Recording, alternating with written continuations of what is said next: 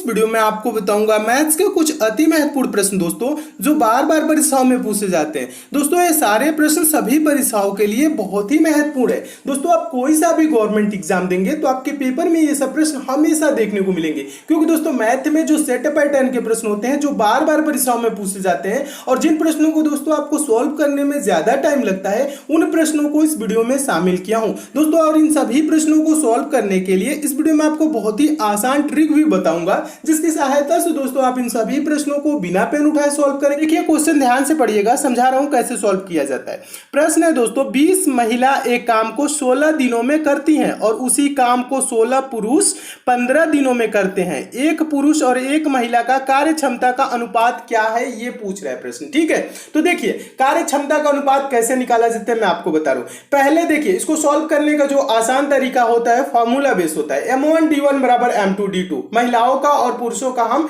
Ratio निकाल लेंगे, कार्य क्षमता का तुरंत आ जाएगा। देखिए कैसे सॉल्व करना है, आपको समझा रहा हूं, अच्छे से समझिएगा। ठीक है, देखिए 20 महिला एक काम को 16 दिनों में करती है। ठीक है, यानी इसको कैसे लिखेंगे दोस्तों, M1D1 बराबर M2D2, उसी के बराबर लिखते हैं जैसे। तो 20 गुणे, समझिएगा ये 20 गुणे क्या हो जाएगा दोस्तों, 20 गुणे 16 बराबर, ठीक है, उसी काम को 16 पुरुष 15 दिनों में करते हैं। कितने पुरुष, 16 पुरुष कितने दिनों में, 15 दिनों में। तो 16 गुणे 15 लिख देंगे। ठीक है, करते हैं। और पूछ क्या रहा है दोस्तों प्रश्न, एक पुरुष और एक महिला का कार्य क्षमता का अनुपात क्या है, ये पूछ रहा है। ठीक है, देखिए बहुत इंपॉर्टेंट आपका क्वेश्चन है, बस कुछ भी नहीं करना है, इसी को कटा लेना है, रेशियो आ जाएगा, आंसर आ जाएगा। देखिए करना क्या है दोस्तों, बराबर की इधर भी 16 है गुने में, बराबर की इधर भी 16 है गुने में, तो क्या कट जाएगा। फिर किस संख्या से कटेगा दोस्तों, 5 से कटेगा। ये 5 चौको 20 हो जाएगा, 5 तिहाई 15। तो रेशियो इसका क्या आया दोस्तों, 4:3। देखिए ये जो 4:3 आया है दोस्तों, तो ये आपका राइट आंसर नहीं होगा। देखिएगा ज्यादातर स्टूडेंट क्या करते हैं, ऑप्शन नंबर बी में 4:3 देखेंगे तुरंत आंसर कर देते हैं और आंसर आपका गलत हो जाता है। देखिए हमने पहले प्रश्न में निकाला क्या है, ये आपको ध्यान देना है, और प्रश्न में पूछ क्या रहा है, ये दोनों बातों को ध्यान देना है। प्रश्न में दिया है महिला और दूसरे में देखिएगा 20 महिला 16 दिनों में करती हैं, यानी कि इधर क्या है दोस्तों, बराबर की इधर फीमेल है और बराबर के इधर क्या है दोस्तों, ये मेल है, यानी पुरुष है। 16 पुरुष 15 दिनों में करते हैं। तो हमने जो रेशियो निकाला है दोस्तों, ये जो रेशियो आया है फीमेल इज टू मेल, यानी कि महिलाओं और पुरुषों का अनुपात आया है। और प्रश्न में आपका पूछ क्या रहा है दोस्तों, एक पुरुष और एक महिला, यानी पुरुष और महिला का अनुपात पूछ रहा है। तो यहां पे पुरुष और महिला का रेशियो क्या होगा दोस्तों, देखिए महिला पुरुष का तो है 4:3, अब पुरुष और महिला का क्या हो जाएगा, बस उल्टा कर लेना है, 3:4। क्या होगा दोस्तों, 3:4 इसका सही आंसर होगा। ठीक है, प्रश्न इसीलिए कहा जाता है, ध्यान से पढ़िएगा, प्रश्न को आप समझिएगा। पेपर में क्या करता है, आगे तो कुछ और देगा, पीछे प्रश्न को उलट के पूछ लेता है और ज्यादातर स्टूडेंट गलत कर देते हैं। तो इसका आंसर क्या होगा दोस्तों, 3:4 होगा। देखिए 3:4 किस ऑप्शन में है, तो देखेंगे ऑप्शन नंबर ए में, तो आपका ऑप्शन नंबर ए दोस्तों क्या हो जाएगा, सही हो जाएगा। चलिए नेक्स्ट क्वेश्चन की ओर चलते हैं। अगला क्वेश्चन हम आपको बता दें दोस्तों, इसका आंसर आप सबको कमेंट करके बताना है और हम सबके आंसर देखेंगे कितने लोगों ने इस प्रश्न का सही आंसर दिया। ठीक है, और ये क्वेश्चन हम आपको बता दें, जो हम आपको दूसरा क्वेश्चन कराए हैं उसी क्वेश्चन पे ये आधारित है। ठीक है, नेक्स्ट क्वेश्चन है दोस्तों, दूसरा क्वेश्चन। देखिएगा दूसरा क्वेश्चन पूछा गया प्रश्न है और इस टाइप के प्रश्न हमेशा दोस्तों परीक्षाओं में पूछे जाते हैं। तो कैसे सॉल्व करेंगे, देखिएगा प्रश्न पढ़िएगा, ध्यान से पढ़ना है। प्रश्न कह रहे हैं, रघु ने 1200 किलोमीटर की यात्रा हवाई जहाज से तय की, जो उसकी कुल यात्रा का 2/5 भाग थी। उसने कुल यात्रा का 1/3 भाग कार द्वारा, ठीक है, 1/3 भाग कार द्वारा तथा शेष यात्रा रेलगाड़ी द्वारा तय की।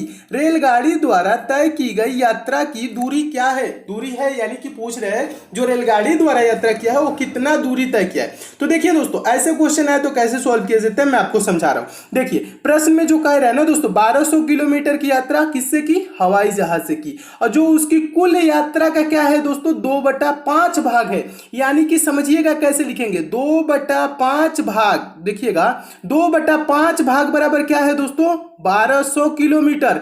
तो पूरा यात्रा कैसे निकलेगा, पूरा यानी कि एक भाग इसका निकालेंगे, समझिएगा। एक मतलब 2/5 भाग बराबर 1200, तो पूरा भाग एक होता है ना, ठीक है। तो जब बटे में होता है तो पूरा क्या होता है, एक होता है, ठीक है। तो कैसे निकालेंगे दोस्तों, ये हो जाएगा 1200 गुणे, ठीक है। अब ये जो 2/5 इधर है बराबर को उधर जाएगा तो क्या होगा दोस्तों, ये पलट जाएगा, यानी कि ये क्या हो जाएगा दोस्तों 5/2 हो जाएगा। बस इतना आपको समझना है, ठीक है। अब इसी को कटाइए, ये 2 छक्के 12 हो जाएगा यानी 600, और 600 में ये क्या होगा दोस्तों 5 से गुणा होगा, तो 6×5 क्या होगा दोस्तों 30, और 2 0 ये बढ़ जाएगा। टोटल यात्रा की दूरी क्या है दोस्तों, जो देखिएगा कुल दूरी क्या है, जो यात्रा किया है कुल दूरी क्या है, 3000 किलोमीटर है। कितना है, 3000 किलोमीटर। तो याद रखिएगा, यहां पे मैं लिख दे रहा हूं टोटल दूरी क्या है दोस्तों यात्रा की, 3000 किलोमीटर है। अब आपका प्रश्न बहुत सिंपल हो गया, अब ज्यादा कुछ नहीं करना है, अब देखना है कितना कितना चला है। 1200 किलोमीटर कितनी दूरी किससे तय किया दोस्तों, हवाई जहाज से। कितनी दूरी, 1200 किलोमीटर। और उसके बाद कह रहा है उसकी कुल यात्रा का ये 2/5 भाग थी, ठीक है। फिर आगे कह रहा है उसने कुल यात्रा का 1/3 भाग कार द्वारा, 1/3 भाग क्या किया है, कार द्वारा, यानी कुल यात्रा का 1/3, यानी कि 3000 का 1/3 दोस्तों क्या होगा, 3000 का 1/3 देखिए, 3 दहा में 30 और ये 2 0, 1000 किलोमीटर, ठीक है। ये हो जाएगा दोस्तों 1000 किलोमीटर। ये किससे तय किया है, कार से तय किया है। और फिर कह रहा है शेष यात्रा रेलगाड़ी द्वारा तय की, रेलगाड़ी द्वारा तय यात्रा, देखिए रेलगाड़ी द्वारा तय की गई यात्रा की दूरी पूछ रहा है, ठीक है।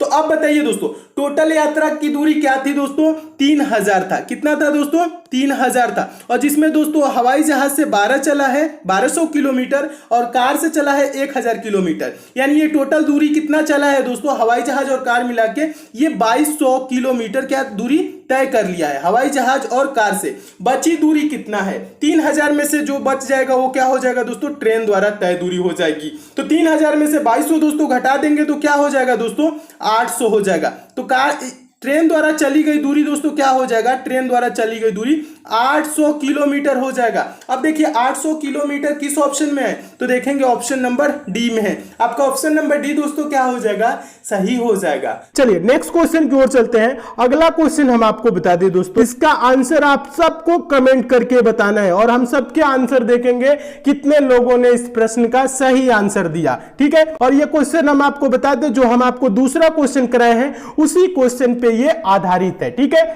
अगला क्वेश्चन बहुत ही इंपॉर्टेंट क्वेश्चन है। और दोस्तों मैं एक चीज और बता दूं, मैं उन्हीं प्रश्नों को कराता हूं जो एग्जाम ओरिएंटेड क्वेश्चन होते हैं, जो एग्जाम में आपके हमेशा पूछे जाते हैं। इसलिए दोस्तों आप हमसे जरूर जुड़िए और ज्यादा से ज्यादा शेयर किया करिए और लाइक भी किया करिए। देखिए तीसरा क्वेश्चन है दोस्तों, एक महिला की आयु उसके पति की आयु से 4 वर्ष कम है तथा उसकी पुत्री की आयु से 3 गुनी है। यदि 6 वर्ष बाद पुत्री की आयु 20 वर्ष हो जाएगी तो पिता की वर्तमान आयु है। देखिए दोस्तों ऐसे प्रश्नों के लिए एक्स नहीं माना जाता है, बिना पेन उठाए यह प्रश्न सॉल्व हो जाएगा। बस आपको करना क्या है, प्रश्न को समझना है। प्रश्न समझ लेंगे तो आप भी सॉल्व करने लगेंगे। देखिए आसान तरीका, बहुत ही आसान तरीका समझा रहा हूं। क्वेश्चन को क्या करना है, पहले समझना है, अच्छे से समझिए। प्रश्न में कह रहा है एक महिला की आयु उसकी पति की आयु से 4 वर्ष कम है, यानी कि महिला से उसकी जो आयु है पति की वो 4 वर्ष ज्यादा है। क्लियर है यहां तक, यानी महिला की आयु क्या है, पति से 4 वर्ष कम है तो पति की क्या होगी, 4 वर्ष अधिक होगी। ये चीज क्लियर है ना, बस इतना। फिर आगे देखिएगा, तथा उसकी पुत्री की आयु से 3 गुनी है। महिला की आयु क्या है दोस्तों, उसकी पुत्री की आयु की क्या है, 3 गुनी है। और फिर कह रहा है यदि 6 वर्ष बाद पुत्री की आयु 20 वर्ष हो जाएगी। देखिए 6 वर्ष बाद पुत्री की आयु 20 वर्ष हो जाएगी तो पिता की वर्तमान उम्र पूछ रहा है, वर्तमान आयु क्या होगा, ठीक है। आयु मतलब एज, ठीक है। देखिए अब करना क्या है आपको मैं बता रहा हूं, यहां पे ध्यान देना है। प्रश्न का आंसर यहीं से स्टार्ट होगा, सॉल्यूशन कहां से इसको हम सॉल्व करेंगे। यहां पे कह रहे हैं ना, देखिए यदि 6 वर्ष बाद पुत्री की आयु 20 वर्ष हो जाएगी। जब किसी लड़की की आयु, मान लीजिए आप ही की आयु दोस्तों 6 वर्ष बाद 20 साल की होगी, तो प्रेजेंट टाइम में आपकी आयु क्या होगी, मान लीजिए प्रेजेंट टाइम में क्या होगा, आपकी आयु दोस्तों 6 वर्ष बाद 20 साल की होगी। वर्तमान में आपका उम्र क्या होगा, 20 में से 6 घटा लेंगे, 14 साल, ठीक है। कितना हो जाएगा, 14 साल। और पहला लाइन पढ़िएगा, पहला लाइन में करे एक महिला की आयु उसके पति की आयु से 4 वर्ष कम है। फिर सेकंड वाला देखिए, तथा उसकी पुत्री की आयु से 3 गुनी है। कितनी गुनी है दोस्तों, 3 गुनी है। महिला की आयु पुत्री की आयु की कितनी गुनी है, 3 गुनी है। तो ये महिला जो है, माने उसकी मम्मी जो है, मदर, इसकी आयु क्या है दोस्तों, पुत्री की आयु की 3 गुनी, यानी 14 का 3 गुना। कितना होगा दोस्तों? 14 तिया 42। उस महिला की आयु क्या हो जाएगी दोस्तों?